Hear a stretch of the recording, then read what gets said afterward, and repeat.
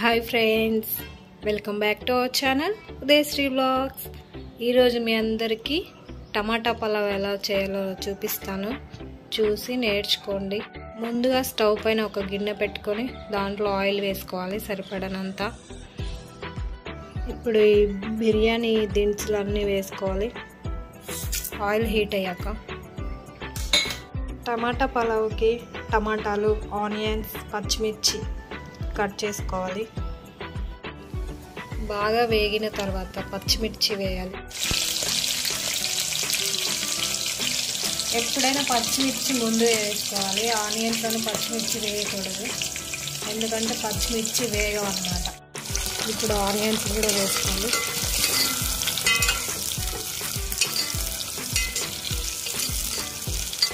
Onions వేగాలంటే కొద్దిగా salt వేసుకుంటే onions తొందరగా వేగిపోతాయి. ఆనియన్స్, పచ్చిమిర్చి వేగిన తర్వాత కొద్దిగా పసుపు, బాగా కలుపుకోవాలి.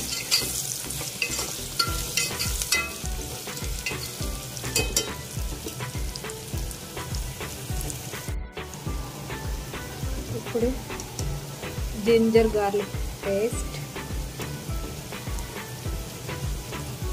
ఒక 2 స్పూన్స్,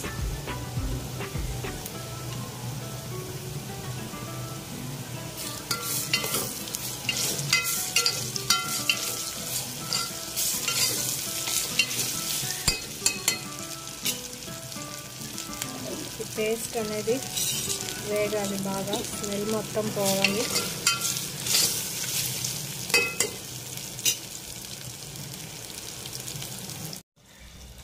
ఇప్పుడు టమాటాలు అన్నీ వేగిన తర్వాత కొద్దిగా కొత్తిమీర, కొంచెం గరం మసాలా వేసాక పెరుగు కూడా యాడ్ చేసుకోవాలి.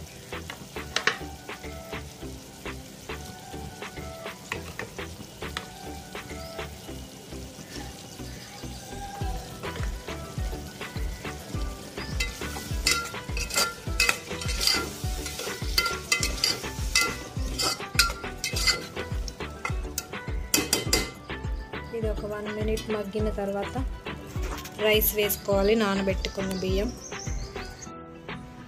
ఇలా రైస్ వేసుకొని తగినంత వాటర్ వేసుకోవాలి,